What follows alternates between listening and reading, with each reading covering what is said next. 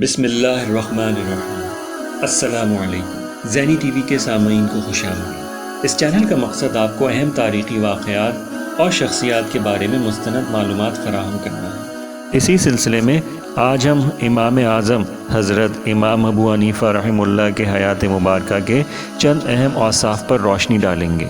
خوبرو، خوش منظر، شیریں کلام، درمیانہ قد، نہ زیادہ لمبے اور نہ ہی زیادہ چھوٹے، دیکھنے والا رشک بھری نگاہوں سے ہی دیکھتا رہ جاتا۔ لباس بہت عمدہ اور صاف ستھرا پہنتے، سراپا روب، عمدہ عطریات کا استعمال بڑی کثرت اور اہتمام سے کرتے۔ جن راہوں سے گزرتے لوگ انہیں دیکھتے بغیر ہی خوشبو سے پہچان جاتے کہ اس راہ سے حضرت کا گزر ہوا ہے۔ ان اوصاف سے آراستہ اس عظیم مرتبہ شخصیت کا نام نعمان بن ثابت ہے، جو ابو حنیفہ کنیت کے نام سے مشہور ہوئے، جنہوں نے سب سے پہلے فقہ کی گتھیاں سلجھائیں اور عمدہ انداز میں مسائل کا استخراج اور دینی نکات سے لوگوں کو متعارف کرایا۔ امام ابو حنیفہ نے بنو امیہ کا آخری اور بنو عباس کا ابتدائی دور حکومت دیکھا۔ امام موصوف نے ان حکمرانوں کے دور میں زندگی بسر کی جو علماء کرام کی قدر کرتے تھے۔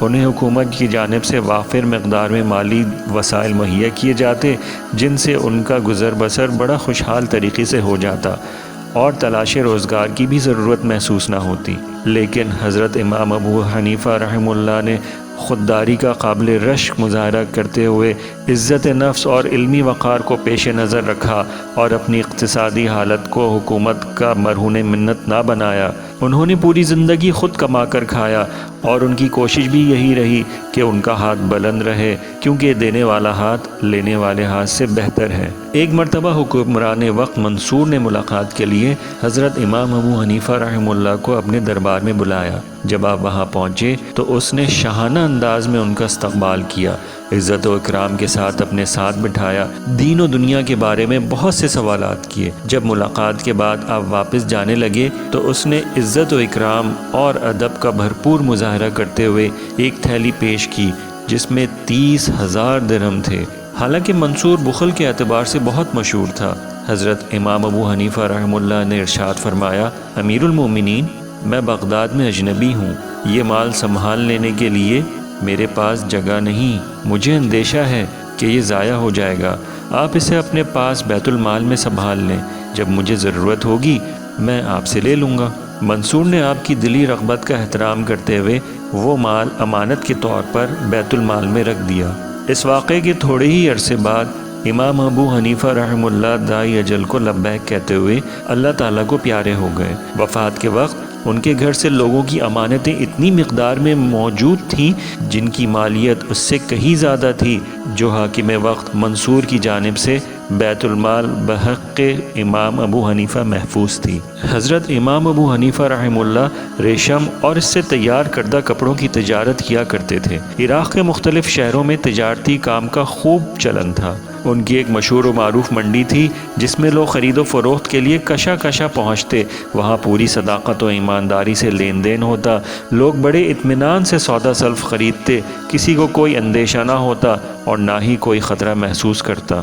اس سلسلے میں تجارت سے امام موصوف کو خاطر خواہ نفع حاصل ہوتا اور اللہ تعالیٰ کے فضل سے وافر مقدار میں مال و دولت میسر آتا۔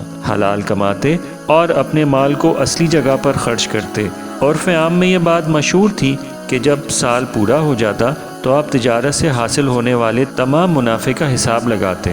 اپنے ذاتی اخراجات کے لیے مال رکھنے کے بعد باقی مال سے علماء، محدثین فقہ اور طلباء کے لیے ضروری سامان خریدتے اور کچھ جیب خرچ کے لیے انہیں نقد رقم بھی فراہم کرتے اور فرماتے، یہ مال تمہارا ہے، اللہ تعالیٰ نے میرے ہاتھ سے تمہارے مال میں منافع عطا کیا ہے، باخدا میں اپنے مال میں سے تمہیں کچھ نہیں دے رہا، یہ اللہ کا خاص فضل ہے جو میرے ذریعے آپ تک پہنچ رہا ہے، اللہ کے رزق میں اللہ کے سوا کوئی دم نہیں مار سکتا۔ ایک روز امام موصوف کا ایک ہم نشین منڈی میں آیا اور اس نے کہا، اے امام ابو حنیفہ، مجھے ریشم کا کپڑا چاہیے۔ امام صاحب نے پوچھا، کس رنگ کا کپڑا مطلوب ہے؟ اس نے رنگ کے بارے میں وضاحت کی۔ آپ نے فرمایا، صبر کرو، اس رنگ کا کپڑا ملتے ہی تمہارے لیے محفوظ کر لوں گا۔ ایک ہفتہ گزر جانے کے بعد مطلوبہ کپڑا ملا تو آپ اسے لے کر اپنے ساتھی کے گھر آ گئے۔ اور اس سے کہا یہ لیجئے آپ کی پسند کے مطابق آپ کا کپڑا مل گیا ہے۔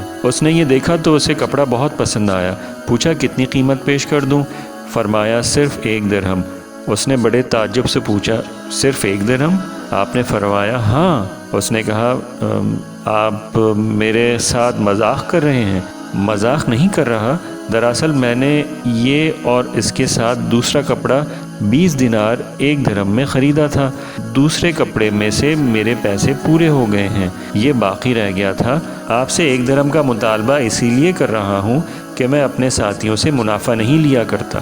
ایک بوڑھی عورت نے حضرت امام صاحب سے ریشم کا کپڑا مانگا۔ آپ نے مطلوبہ کپڑا اس کے لیے نکالا۔ اس نے کہا میں ایک عمر رسیدہ عورت ہوں، اشیاء کی قیمتوں کا مجھے علم نہیں، برائے مہربانی آپ مجھے تھوڑے سے منافع پر کپڑا دے دیں، میں کمزور ناتواں عورت ہوں۔ آپ نے فرمایا میں نے 2 تھان ایک ساتھ خریدے تھے، یہ 1 تھان فروخت کرنے سے مجھے 4 درہم کم پوری رقم مل گئی ہے، آپ یہ دوسرا تھان صرف 4 درہم دے کر لے جائیں، میں آپ سے کوئی منافع نہیں چاہتا۔ حضرت امام ابو حنیفہ رحمہ اللہ نے زندگی بھر دلائل سے دین کا دفاع کیا اور اللہ تعالیٰ کی عطا کردہ صلاحیتوں کو بروئے کار لاتے ہوئے دین کی بھرپور خدمت کی، منطق کو ذریعہ اظہار بناتے ہوئے بڑے بڑے مناظرے کرنے والوں کے دانت کھٹے کر دیے۔ ایک مرتبہ امام صاحب کی ملاقات ملحدین کے ساتھ ہوئی جو وجود باری تعالیٰ کے منکر تھے۔